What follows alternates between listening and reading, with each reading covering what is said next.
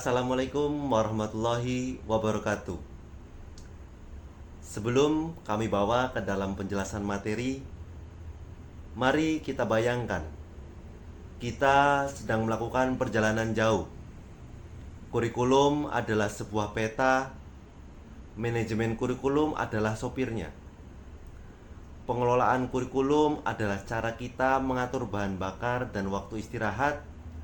Ketata laksanaan adalah rambu lalu lintas yang harus dipatuhi, dan pengembangan kurikulum adalah pembaharuan rute agar perjalanan lebih efisien dan efektif. Tanpa semua itu, kita mungkin akan tersesat atau kehabisan tenaga di tengah jalan. Sama halnya dengan pendidikan, kurikulum perlu dikelola dan dikembangkan agar tujuan bisa tercapai. Saya, Muhammad Nurul Arif, bersama rekan saya, Muhammad Ni'amillah, izin mempresentasikan konsep dasar manajemen kurikulum, pengelolaan kurikulum, ketata laksanaan, dan pengembangan kurikulum. Kita beralih ke materi yang pertama, yaitu manajemen kurikulum. Manajemen kurikulum merupakan elemen yang strategis dalam suatu sistem pendidikan yang menentukan arah, isi, dan kualitas pembelajaran di satuan pendidikan. Kehadiran kurikulum sendiri ialah sebagai salah satu elemen pendidikan yang memiliki posisi penting, di mana fungsi yang utama yaitu berperan sebagai panduan dalam proses belajar mengajar. Sebuah proses pendidikan yang diharapkan dapat berjalan dengan lancar, efektif, dan efisien itu harus memperhatikan keadaan kurikulumnya. Karena pengalaman yang diterima oleh siswa di kelas saat pelaksanaan pendidikan, yaitu transfer ilmu dari guru ke siswa, itu pastinya nanti akan berorientasi pada kurikulum. Bapak dan Ibu, kurikulum memiliki peran yang sangat penting dalam proses pendidikan.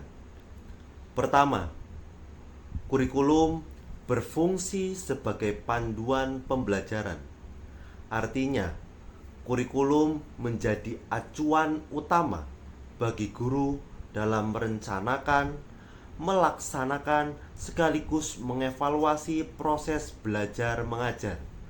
Dengan adanya panduan ini, arah pembelajaran menjadi lebih jelas dan terukur. Yang kedua, kurikulum mengatur pengalaman belajar siswa.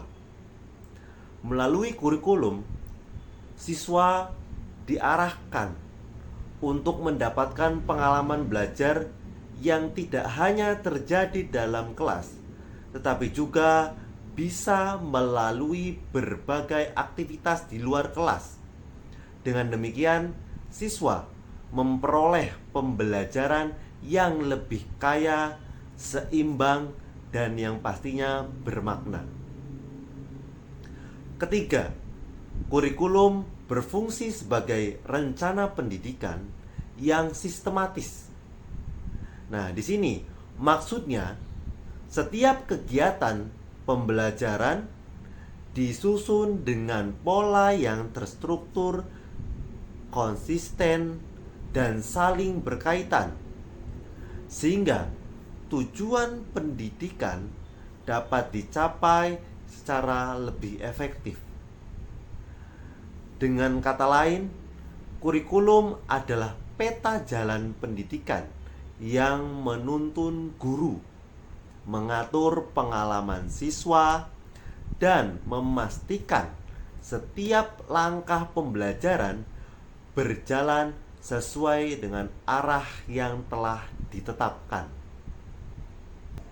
Bapak dan Ibu, dalam manajemen kurikulum ada dua hal penting yang perlu kita perhatikan, yaitu perencanaan dan pengorganisasian. Pertama, perencanaan kurikulum pada dasarnya adalah menyiapkan pengalaman belajar. Artinya, guru tidak hanya menyusun materi, tetapi juga merancang bagaimana siswa akan mengalami proses belajar itu sendiri, baik melalui kegiatan di kelas, praktik, maupun pengalaman nyata di luar kelas. Yang kedua, pengorganisasian kurikulum. Disinilah kita melihat berbagai bentuk kurikulum, antara lain kurikulum mata pelajaran yang disusun berdasarkan disiplin ilmu masing-masing. Selanjutnya ada kurikulum berkorelasi, yaitu kurikulum yang menghubungkan materi dari mata pelajaran yang berbeda agar lebih relevan. Selanjutnya ada kurikulum bidang studi, di mana beberapa mata pelajaran digabung menjadi satu bidang yang lebih luas, misalnya ilmu pengetahuan sosial. Selanjutnya ada kurikulum terpadu yang menyatukan berbagai mata pelajaran dalam satu tema, sehingga siswa belajar secara utuh dan tidak terkotak-kotak. Dan yang terakhir yaitu core curriculum, yaitu kurikulum inti yang wajib diikuti oleh semua siswa, berisi pengetahuan dan keterampilan dasar yang dianggap penting. Dengan perencanaan yang matang dan pengorganisasian yang tepat, kurikulum itu tidak hanya menjadi sebuah dokumen, tetapi benar-benar menjadi pengalaman belajar yang bermakna bagi siswa. Dalam ketatalaksanaan kurikulum, ada dua hal penting yang perlu kita pahami. Pertama, guru wajib memiliki salah satu kompetensi dasar, yaitu pemahaman dan penguasaan aspek administrasi pendidikan di sekolah. Hal ini penting karena administrasi bukan hanya soal pencatatan, tetapi juga menyangkut bagaimana guru mampu merencanakan, melaksanakan, serta mengevaluasi kegiatan pembelajaran secara tertib dan terarah. Dengan pemahaman administrasi yang baik, guru kiranya dapat menjalankan tugasnya dengan lebih profesional. Kedua, kita perlu memahami bahwa organisasi kurikulum merupakan suatu pola pelajaran yang akan disampaikan kepada siswa. Yang artinya apa? Kurikulum tidak hanya sekedar daftar mata pelajaran, tetapi merupakan susunan pola yang mengatur bagaimana pengetahuan, keterampilan, dan sikap diajarkan secara sistematis kepada siswa. Dengan organisasi yang tepat, pengalaman belajar siswa menjadi lebih terarah, runtut, dan pastinya bermakna. Jadi, ketatalaksanaan kurikulum menekankan pada kompetensi guru dalam administrasi pendidikan, serta pentingnya pola organisasi kurikulum untuk menciptakan pembelajaran yang efektif. Baik, saya akan melanjutkan materi tentang pelaksanaan atau ketatalaksanaan kurikulum. Dalam konteks kepemimpinan pendidikan, kepala sekolah memiliki peran sebagai yang pertama instruksional leader atau kepemimpinan instruksional.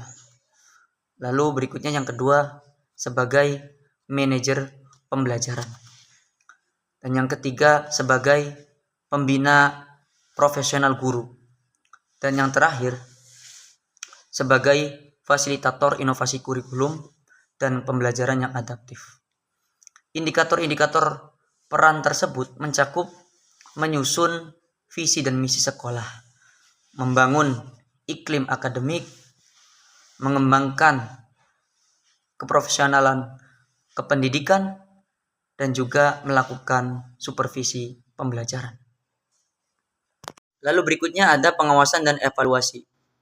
Dalam konteks merencanakan dan melaksanakan kurikulum, pengawasan itu bertujuan agar memastikan kurikulum berjalan sesuai tujuan, meliputi observasi, perbaikan, dan juga penyesuaian.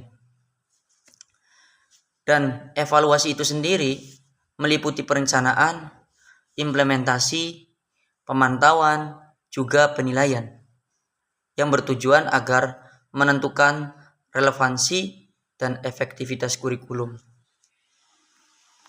Lalu berikutnya ada konsep pengembangan kurikulum. Dalam bahasa Arab, kata kurikulum bisa diungkapkan sebagai manhaj, yang artinya jalan yang dilalui oleh manusia dalam berbagai bidang kehidupan. Sedangkan kurikulum pendidikan bisa diungkapkan sebagai manhaj ad-dirasah, yakni seperangkat perencanaan yang dijadikan acuan oleh lembaga pendidikan untuk mewujudkan tujuan-tujuan pendidikan. Konsep pengembangan kurikulum itu disusun secara sistematis untuk mencapai sebuah tujuan. Sedangkan yang kita ketahui bersama, prinsip-prinsip pengembangan kurikulum itu sebenarnya sudah ada, atau bahkan justru menciptakan prinsip-prinsip baru. Oleh karenanya, dalam prinsip pengembangan kurikulum itu meliputi tujuan, kemudian relevansi, efisiensi, fleksibilitas, kontinuitas, keseimbangan, keterpaduan, juga mutu atau kualitas kurikulum tersebut. Lalu peran manajer pendidikan bagi kurikulum yang pertama sebagai inisiator perubahan. Mereka mengidentifikasi kebutuhan untuk perubahan kurikulum. Lalu berikutnya sebagai fasilitator, yakni menyediakan sumber daya, waktu, dan dukungan untuk tim pengembang kurikulum. Lalu berikutnya sebagai pengambil keputusan, yakni memutuskan arah pengembangan kurikulum berdasarkan masukan dari berbagai pihak dan berbagai sektor. Lalu yang terakhir sebagai pengawas kualitas kurikulum, yakni memastikan proses pengembangan kurikulum berjalan sesuai standar yang direncanakan. Kemudian yang terakhir ada tantangan dan strategi implementasi. Tantangan itu meliputi kurangnya sumber daya yang kompeten, baik dari guru, staf, dan juga dukungan orang tua. Dan berikutnya kurangnya sarana dan prasarana yang memadai. Dan yang ketiga, ketidaksesuaian antara kurikulum dengan kebutuhan siswa. Lalu, strategi apa yang ditawarkan? Strategi yang ditawarkan yakni yang pertama, kepala sekolah hendaknya melakukan komunikasi yang efektif kepada guru, staf, dan juga orang tua. Lalu hendaknya mengadakan pelatihan guru dan tenaga kependidikan agar dalam mengimplementasikan kurikulum stakeholder yang ada itu melaksanakan efektivitas kurikulum. Dan yang terakhir yakni mengadakan pendekatan bertahap dalam implementasi kurikulum. Mungkin itu materi manajemen dan administrasi pendidikan pada kesempatan kali ini yang dapat kami sampaikan. Tentu dari kelompok kami banyak kekurangan dan kesalahan yang perlu dikoreksi. Lebih kurangnya mohon maaf dari kami. Terima kasih. Assalamualaikum warahmatullahi wabarakatuh.